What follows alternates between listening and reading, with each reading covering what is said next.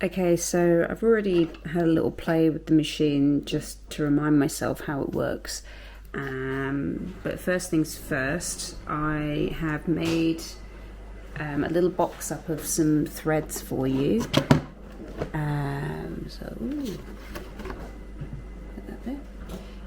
So I've got a few different colours in there. I would say if you're going to buy any threads, go for these Madeira ones. They seem really nice quality and therefore less likely to break. And if they break, it means you have to potentially re-thread the machine and everything. It's just annoying. I think we got that when we purchased the first one, and we got a whole set included in some special deal. So it comes with a DVD. I ain't gonna watch that. It's got your foot pedal that goes into the side, and then you've got an on and off switch. So it's quite nice that you can actually leave this machine plugged in, and you know that you're cutting off the power supply. Unlike the Bernina, I would always unplug it. You've got a really handy instruction book, which I'm sure will be available online as well, but I really like the pictures in this. And you've got a little toolkit of bits and bobs in here. Don't know how to use that. This is for helping you to hold. I'll show you the picture in here. When you're changing the needle, let me have a look through. Yeah, so it shows it on this picture, but basically this helps hold the needle so you can pop it up into there, and there is a tiny little screwdriver so you can undo those. It shows it quite nicely on the pictures. You've got these little things, so it showed that again in a picture. If I get this, what they were meant to be for. I love this. Why has this got like a slipper? Anyway, because we all slow with zippers on. So yeah, it shows you the different ways that you can put traditional thread things on the back of the machine. For the really large spools, they have this little plastic. I've taken them off, but I can show you on this machine. I've got a really large spool, so I've put that little holder on, but these I've taken it off. On that picture as well, it was showing that to prevent the thread from unwinding and going all over the place, you can put these little nets on. I've never actually used that, but let's go back to that page. So page 14. And the little cap things as well is, I guess, to if you had a smaller thing, you can pop the cap on and finish it off. So that's that. You've got a spare blade.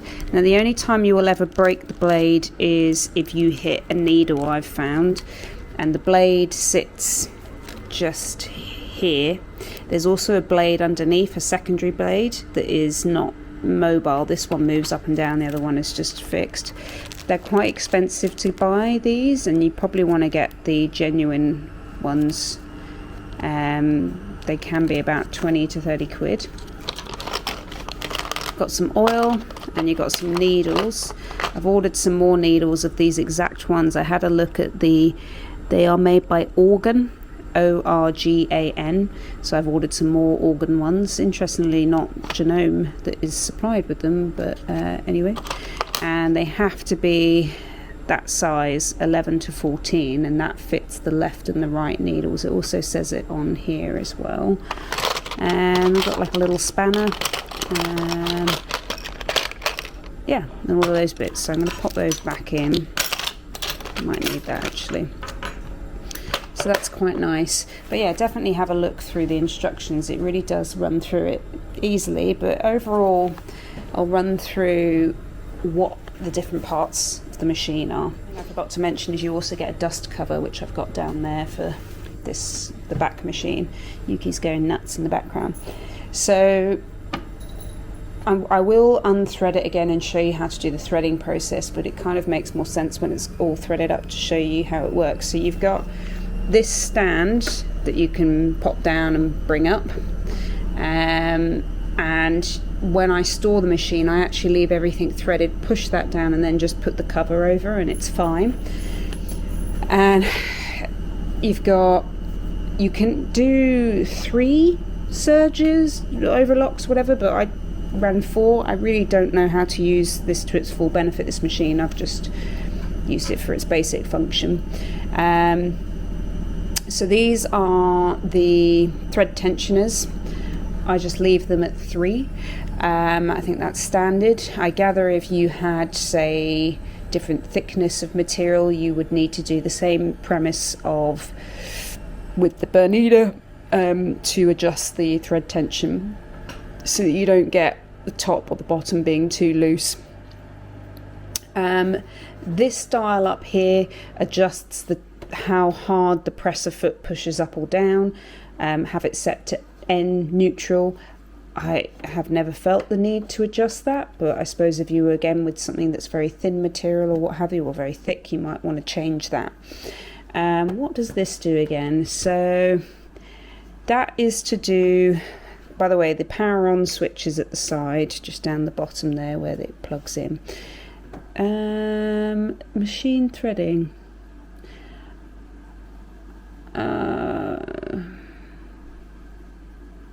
Set the lower set the lower standard. Basically leave that on standard. I think it's something to do with the lower thread tension. Keep it on standard. You've got down here your little waste tray, because as it cuts on the serger it will release a load of crap, so it's quite nice. You can just whip that out. I'm going to take that out the way. You've got your traditional hand wheel on the, see what it's doing there. These dials, and it has pictures on the side which shows it as well, but the outer wheel is the stitch length and the inner wheel is how much you want to gather the material or open up the material, and it shows it in a little picture there. But basically, if you were, is it called like a rolled hem or something, or if you were doing, say, the corner of a shoulder piece or a sleeve or something, you might want it to gather up, and that's where you would use that. It will basically one side of the stitch will be tighter than the other, so it creates this arc effect, and equally you can have it going inwards as well.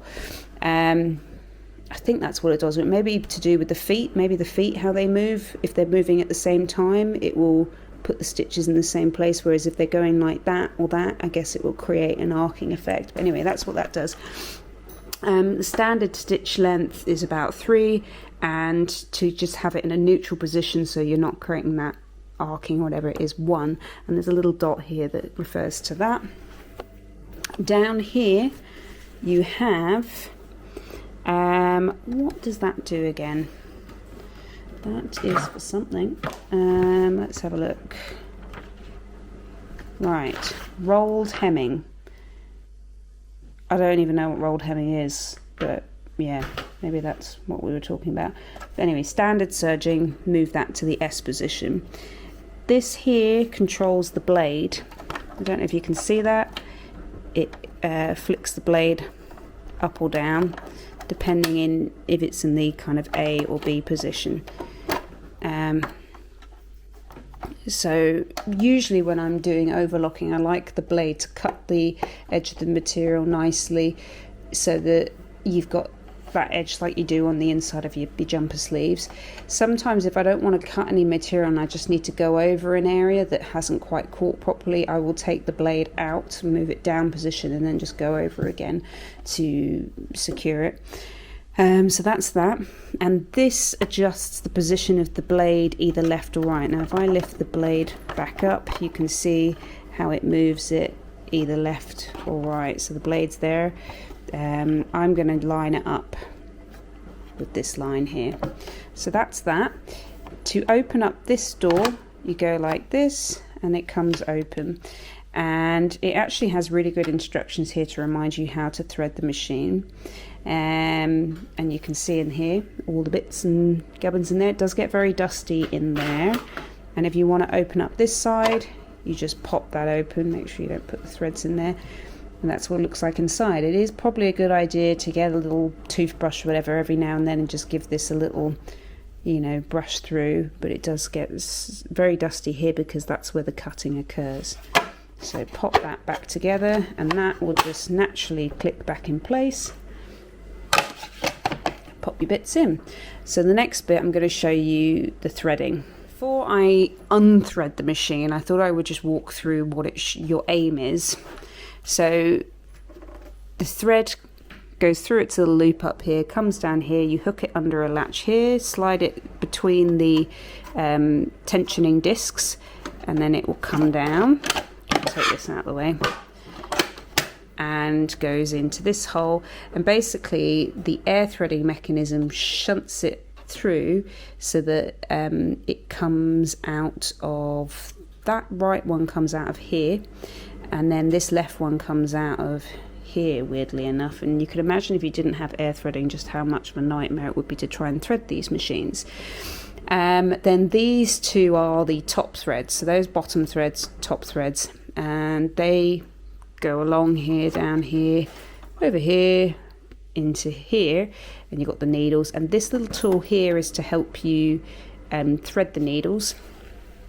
I haven't quite mastered it yet. And then back here is the thing to help you, it's a bit short at the moment, but you can just, it's a cutter for the thread. So when I've done my line, I just cut at the back there.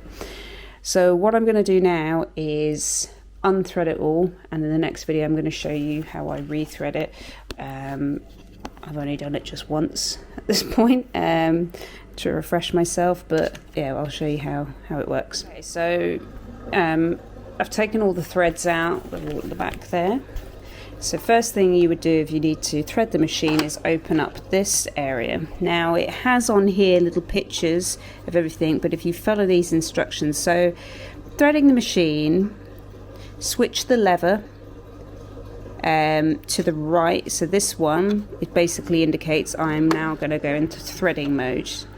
And then turn the hand wheel, and what will happen when you turn the hand wheel is this little gap here will close. So it means that when the thread gets fired through, it will be able to pass through these tubes. You watch it, I'm turning the hand wheel. Should do it, there we go. Now it has locked.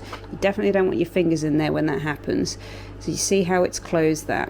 I think if I came off that, you can see how it opens it. So I'm going to go back to the threading mode and it's in that right position. The hand wheel is now locked there, but as I say, if I go off this, the hand wheel opens again. If I go back to this, I now have to find that little point on the hand wheel. It's closed. So that's step one. Then, well, the pre-step, number one here says raise the pressure foot. So there's a little thing at the back. I've raised the pressure foot. Just because I get a bit worried about my fingers chopping off, I'm going to lower the blade.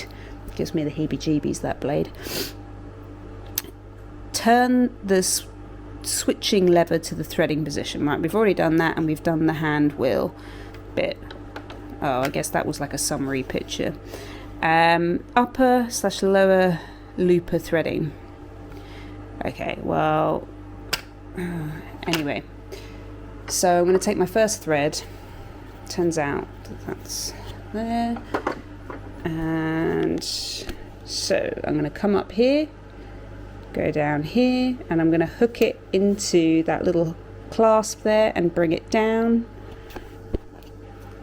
and just like that. See how it's gone through there, and then you want to give yourself a bit of space with this. I find wetting the end helps to direct it a little bit better into the machine. Now I'm going to have to pick which hole it's going into. It's going into the right hole, and I think basically what this does is direct the air pump to either of those tubes. So the color code, green to green, you put a bit of the thread down into, oh, it's just tricky. I feel like better tweezers would have been a good idea with this machine. Do you know what? Because it's a broken end, that I always find it very hard to deal with a frayed end. I'm just going to chop that. And then feedy, feedy, feedy. I find using my fingers easier, but whatever. Okay, so I've got probably about that much in there. And I'm going to give myself a bit more slack, because what's going to happen next is it's going to fire that thread up out, and it's going to come up through, oh actually sorry, this bottom one is where it comes from. That's what that picture shows. So you lift the pump up, lift it down, and there it goes. So it's fired itself all the way around here, and it's come out here. So then what I do is I'm going to lead this to the back of the foot, and I kind of thread it through all of that there. Right, you see how that's now at the back. So that's the first one done. Now I'm going to switch over to the left to do the second one. Get my bit of thread. We're going to put it in its top hook, come down, clip it into there, come through the tensioner, and then hook into that little bit. I'm going to give myself a bit of slack. I'm going to wet the end a bit, and I'm just going to clean off that end and pop a bit into the hole. Just a few little pushes, and hopefully that should be enough. Again, probably about a fingertip depth amount seems to be about right. I'm going to make sure I've got enough slack here. And I'm going to do the pump. Yeah, so it's fired out through here. This one, I'm going to hook it under it. Actually, it's handy to have the blade out of the way when you do this, and then draw it to the back of the machine. So that's those two done. Now we're going to switch it back to surging mode, and you can actually see those two threads now there. If you have a problem, which I did at the first, where I hadn't engaged that, it was just the thread was getting blocked here. It needs to have the tubes closed in order to cross that gap. So close that bit off. I'm going to put my little tray back in. Now the next bit is threading the top needles. I'm going to start with the right side, just because it seems more just the way to go. Right, and I'm going to put it through the little clip there, running through the tensioner, and then it goes left, left, through this little bit here, and then up and over the hook. So kind of like the Bernina as well, where it had that hook bit. It goes through there. Now this is the right side, so it's got to go through the right eye of this little holder, and then it goes and hooks onto here. Now this thing is to help you with threading the needle. Actually, I'm going to open this up again. It just gives me a bit more space to see. Now I haven't quite mastered this, but basically you can click this right and left. I'm going for the right side, so I've just shifted it to the right slightly, and it has a little pull down thing here that you push down, and then it hooks onto the bottom. And the idea, and it shows you in this picture of what the aim is.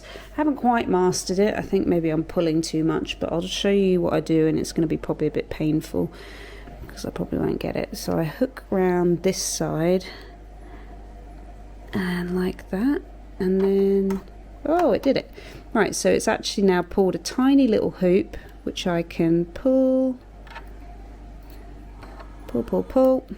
and that can now go to the back of the machine.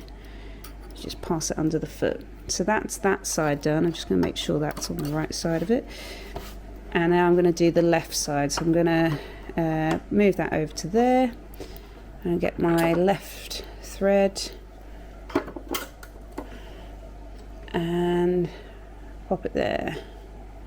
Comes down through here, ooh, make sure it gets in there.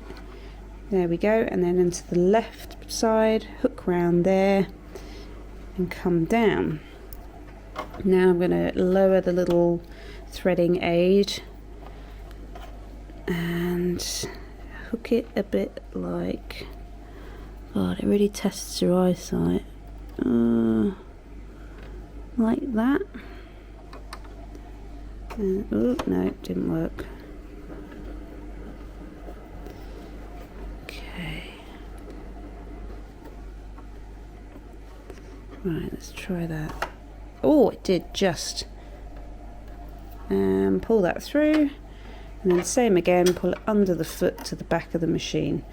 And that is threading done. Close that and you're good to go. So if I take, it's a bit annoying, these are all similar coloured threads, but if I press this, so I'll put the pressure foot down. I think when it says on here actually when you're threading the needle you should put the pressure foot down so it gives you a bit more space.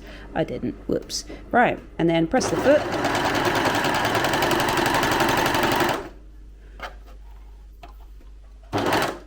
Something's happening, it's gone a bit wrong. Let's have a look what's going on here. Move that out the way there.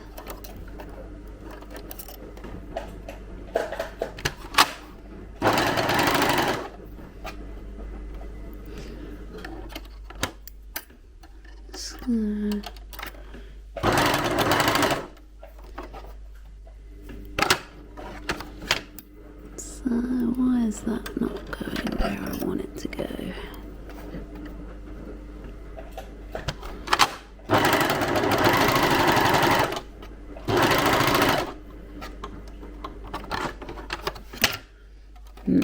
I'll have to have a look at that. Yeah, so we've got that going now. And then when you finish a line, just cut it there.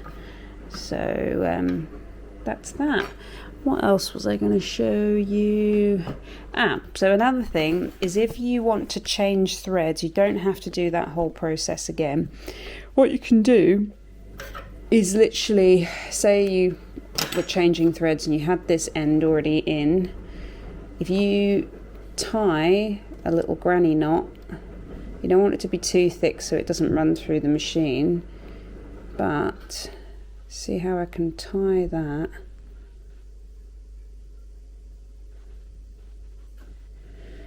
Yeah, theoretically, yeah, it will. So the idea is that you tie this and then it will lead back through the machine and then you're back in business. So I usually tie a little knot there, little granny knot, make sure it's all in its little hooks and everything, and then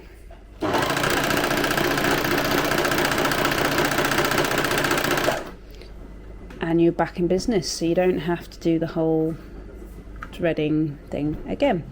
I think that's it.